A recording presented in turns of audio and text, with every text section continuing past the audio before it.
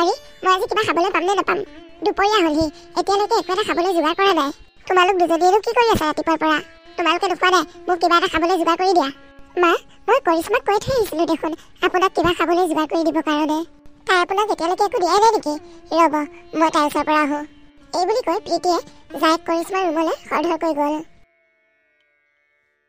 কৰিশ্মা তুমি ৰুমত সোমাই কি কৰি আছা সময় চিনি পোৱা নাই নেকি এতিয়ালৈকে যে মাক খাবলৈ একো এটা যোগাৰ কৰি দিয়া নাই মই নেল পলিচ লগাই আছোঁ বৌ আপুনিয়ে মাক খোৱা যোগাৰ কৰি দিয়কগৈ কাৰণ এইখন ঘৰৰ ডাঙৰ বোৱাৰীটো আপুনিহে আৰু মাও একমাত্ৰ মৰমৰ আপুনিয়ে সেই গতিকে আপুনিয়ে যোগাৰ কৰি দিয়কগৈ হয় নেকি এতিয়া মই মাক যোগাৰ কৰি দিবগৈ লাগে মায়ে যেতিয়া কিবা এটা লৈ আহে আমাৰ দুজনীলৈ তেতিয়া তুমি নালাগে বুলি মোকে ল'বলৈ দিয়া নে কিয় দিম আকৌ মায়ে আনিলে দুইজনীলৈ সমানে আনে মোৰখিনি মই ল'মেই সেই গতিকে মাৰ দায়িত্ব সমানে দুইজনীৰে মই কালি মাৰ দায়িত্ব লৈছোঁ আজি তোমাৰ পাল আপুনিও কম নহয় দিয়ক মোৰ দৰে একেই কালি মাক দায়িত্ব ল'লে বুলি আজি ল'ব নোৱাৰে নেকি মই নোৱাৰোঁ দেই নেল পলিচখিনি লগাইছোঁহে শুকুৱাই নাই আৰু নেল পলিচখিনি শুকুৱাৰ পিছতে মই অনলাইনত কাপোৰ চাম এইকেইদিন অফাৰ দি আছে অফাৰ দি থকা বুলি শুনি প্ৰীতিয়ে ৰ'বই নোৱাৰিলে তাই নিজৰ ৰুমত গৈ তাই মোবাইলটো খুলি অনলাইনত কাপোৰ চাবলৈ ল'লে আনফালে শাহুৱেকে বোৱাৰীহঁতে খাবলৈ মাতিব বুলি বাট চাই বহিয়ে থাকিল কি হ'ল ইহঁত দুজনীয়ে এজনী ওলাই নাহিল দেখোন ইহঁতলৈ বাট চাই থাকিলে নহ'ব মই নিজেই খাবগৈ লাগিব ইহঁতলৈ বাট চাই থাকিলে পেটৰ ভোকত মৰিবহে লাগিব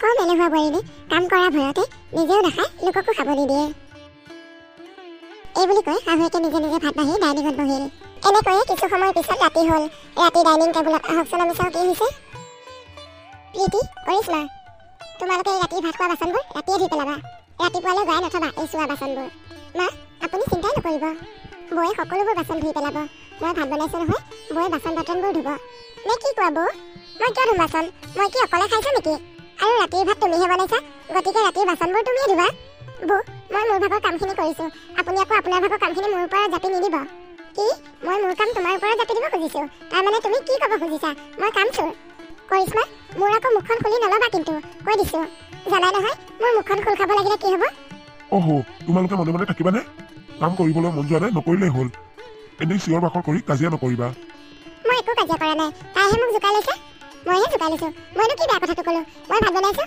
আৰু তোমাক বাচনবোৰ ধুব দিছোঁ সেইটো কিবা কাজিয়া কৰাৰ কথা হ'ল নেকি বোৱাৰী মনে মনে থাকা কমচে কম ভাতকেইটা শান্তিত খাবলৈ দিয়া দিনত যি কৰিলা কৰিলা ৰাতিও তোমালোকে শান্তি নিদিয়া শাহুৱেকে তেনেকৈ কোৱাৰ বাবে দুয়োজনী ৰুমৰ ভিতৰলৈ সোমাই গ'ল ইহঁত দুজনীক লৈ উপায় নাইকিয়া হৈছে আৰু বোৱাৰীহঁতক বলে নোৱাৰি শাহুৱেকে নিজেই বাচন ধোৱাত লাগিল মা তাৰমানে বাচনবোৰ তুমিয়ে ধুবলগীয়া হ'ল মই ধুইছোঁ দে কিনো ক'ম আৰু সিহঁতক কাম এখন কৰিব দিলে দুয়োজনীয়ে আগে কাজিয়াহে হয় চাওঁ মা তুমি আঁতৰ হোৱাচোন বাচনকেইখন ময়ে ধুই দিয়া নেলাগেও তই দিনটো অফিচৰ পৰা কষ্ট কৰি আহিছ যা এতিয়া খাই বৈ ল'লি অকণমান আৰাম কৰগৈ নহয় মা মই বাচনখিনি ধুই গৈহে আৰাম কৰিমগৈ নহ'লে মই বাজি দিওঁ তুমি ধোৱা এই বুলি কৈ সৰু পুতেকে মাকৰ হাতৰ পৰা বাচনখন টানি লৈ গ'ল ৰাতি চোৱা বাচনবোৰ মাক পুতেকেই ধুলে এনেকৈয়ে সময় বাগৰি গৈ আছে এদিন ৰাজে ৰাতিপুৱা অফিচলৈ যাব ওলাইছে কৰিশ্মা মই যে তোমাক সেইদিনাখন ফাইলটো দিছিলোঁ ফাইলটো দিয়াচোন ফাইলটো মই থোৱা নাই নহয় ফাইলটো মই বৌকহে থ'বলৈ দিছিলোঁ কি ইমান ইম্পৰ্টেণ্ট ফাইল সেইটো মই তোমাক ভালদৰে সামৰি থ'ব দিছিলোঁ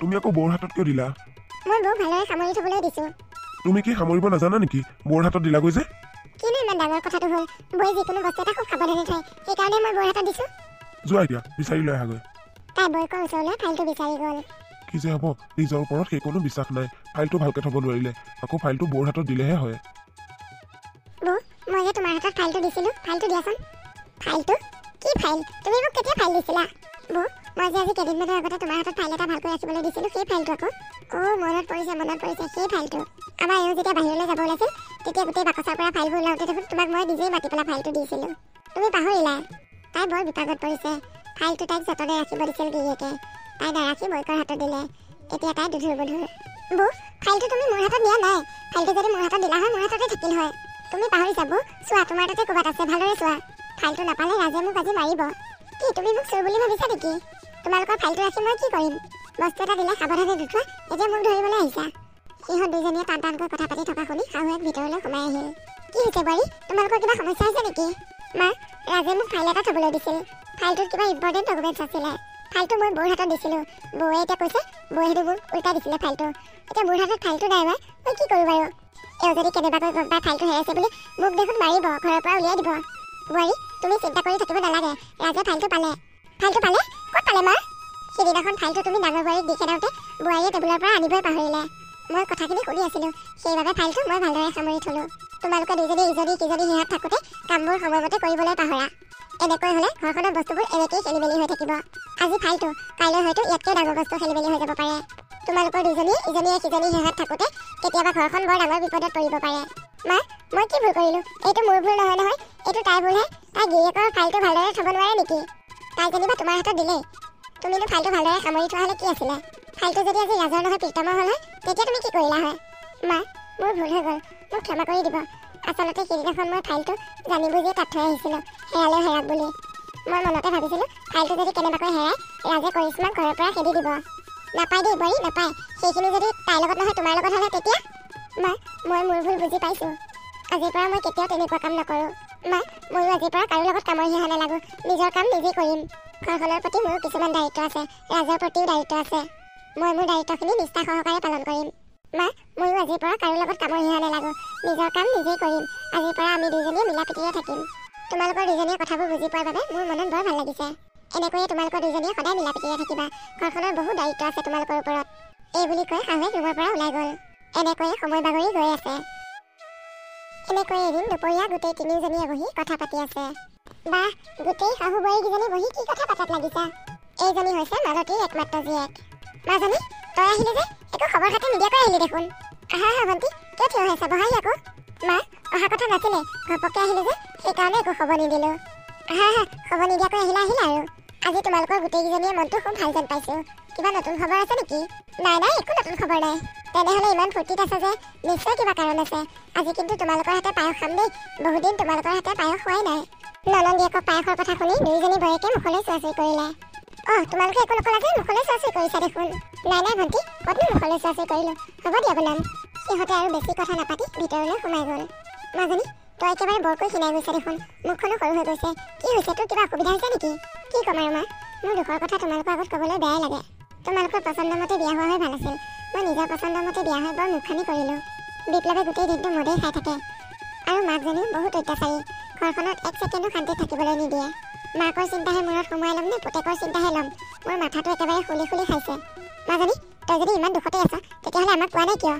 তোমালোকক কমেই যেনিবা, তোমালোকেনো কি কৰিবা? নিজেই ভুল কৰিছোঁ যেতিয়া শাস্তিও নিজেই পাব লাগিব। নাই নাই, এনেকুৱা কথা নহয়, এইবাৰ তোক আৰু যাবলৈ নিদিওঁ। নালাগে দিয়া মা, মইনো ইয়াত কিমান দিন থাকিম? অতি ওপৰত 10 দিন, তাৰপিছত বৌহঁতে আকৌ বেয়া পোৱা হ'ব মোক। সিহঁতে বেয়া পাবলগীয়া কি আছে? এইখন মোৰ ঘৰ, তোৰ ককায়ে দুটা আছে, আৰু সিহঁত কোন? সিহঁতক ভয় কৰি মই কি তোক ইমান শাস্তিত জীয়াই থাকিবলৈ দিম নেকি? হ'ব দিয়া মা, এইবোৰ কথা বাদ দিয়া। অকণমান সময় ঘৰলৈ ওলাই আহিছোঁ, মনটো অকণমান ভাল লাগিবলৈ দিয়া। ঘৰৰ একেবোৰ কথাকে পাতি পাতি আকৌ মাথাটো বেয়া কৰি নলওঁ। বল বল, পাকঘৰলৈ বল। সিহঁতে ইমান দেৰি হ'ল, কিয় ওলাই অহা নাই পাকঘৰৰ পৰা? বনাই হৈছেনে নাই? ইহঁত এজনী পাকঘৰত নাই দেখোন। বোৱাৰী, বোৱাৰী, ক'ত গ'ল বাৰু? অথনিতে পায়স বনাবলৈ আহিছিল দেখোন। তোমালোকৰ দুজনী ইয়াত আছাহি যে, পায়স ক'ত? পায়স হ'লনে নাই? মা, মই পায়স চায়স একো বনোৱা নাই। আপুনি জানেই দেখোন মই পায়স বনাবলৈ নাজানো বুলি। ডাঙৰ বোৱাৰী, তুমিতো পায়স বনাবলৈ জানা, তুমিয়ে নবনালা কিয়? মই এতিয়া পায়স বনাম, পিছত তাইৰ নামটো হ'ব, সেইকাৰণে মই নবনালোঁ। বাহ, তোমালোকক কিন্তু মানিছোঁ দেই। ছোৱালীজনী ইমান দিনৰ মূৰত ঘৰখনলৈ আহিছে। তোমালোকে বাৰু অকণমান আদৰ যতন কৰোঁ সেইটো নাই। তোমালোককনো কি ইমান ডাঙৰ বস্তুটো বিচাৰিলে? অকণমান পায়স খাবলৈ বিচাৰিছে, পায়সখিনি বনাই দিব নোৱাৰানে? আচলতে মোৰেই ভুল, তোমালোকক মই এনেই বিশ্বাসত লৈছিলোঁ। তোমালোকে আচলতে শুধৰণি হোৱাই নাই, মোক দেখুৱাই সেইবোৰ নাটকহে কৰি আছা। মই আকৌ সঁচাকৈ তোমালোকে ভাল হ'লা বুলি ভাবিছিলোঁ। শুনা, মোৰ ছোৱালীজনী আজিৰ পৰা এইখন ঘৰতে থাকিব, তাইৰ শহুৱেকৰ ঘৰলৈ কেতিয়াও ঘূৰি নাযায়। আৰু এটা কথা, আজিৰ পৰা তোমালোকে নিজৰ ভাত নিজে নিজে বনাবা। মই আজিৰ পৰা তোমালোকৰ লগত একেখন পাকঘৰতে ৰন্ধা বঢ়া কৰি একেখন পাকঘৰতে ভাত নাখাওঁ। মোৰ ছোৱালীজনী আৰু মই এইখন পাকঘৰত এক্সট্ৰাকৈ বনাই খাম। তোমালোকে কেনেকৈ কি কৰি খোৱা খাবা, বাবাহঁত আহিলে কথাটো কৈ দিবা। নাই নাই মা, তেনেকুৱা নকৰিব। মোৰ আকৌ এবাৰ ভুল হৈ গ'ল মা, মোক আৰু এটা চান্স দিয়ক। মই আপোনালোকে যি খাই তাকেই বনাই দিম। কেনেবাকৈ যদি আপোনাৰ ল'ৰাই গম পায় এইবোৰ কথাৰ কাৰণে আমি বেলেগ হৈ খাব লাগে, তেতিয়াহ'লে তেওঁ মোক ঘৰৰ পৰা বাহিৰ কৰি দিব। আৰু তেওঁ মোক ঘৰৰ পৰা উলিয়াই দিলে মই ক'লৈ যাম? মোৰ মা দেউতা কোনো নাই। তোমালোকক বহুত সুবিধা দিছোঁ, সেইকাৰণে তোমালোকে মূৰত উঠি নাচিছা। এইবাৰ আৰু সুবিধা দিয়া নহ'ব। নাই নাই মা, মই আপোনাৰ ভৰি ধৰিছোঁ, আপুনি তেনে কাম কেতিয়াও নকৰিব। মই এতিয়াই পায়স বনামগৈ ভণ্টিৰ কাৰণে। মা, আপুনি মোকো ক্ষমা কৰি দিব, মই পায়স বনাবলৈ নাজানোৱেই, সেইকাৰণেহে বনোৱা নাছিলোঁ। আন কিবা কৰিব দিয়া হ'লে কৰিলোৱে হয়। বৌৰ কাৰণে আপুনি আমাকো বেলেগ কৰি নিদিব মা, মোকো এওঁ ঘৰৰ পৰা উলিয়াই দিব। ৰাজে আপোনাক এৰি কেতিয়াও বেলেগকৈ নাথাকে। আপুনি তেনে কাম নকৰিব মা। হ'ব বাৰু, এইটোৱে তোমালোকক লাষ্ট চান্স দিছোঁ। ইয়াৰ পিছত যদি কিবা ভুল কৰা আৰু কিন্তু চান্স কেতিয়াও নোপোৱা। এনেকৈয়ে সিহঁতে মিলা প্ৰীতিৰে থাকিবলৈ চেষ্টা কৰিলে।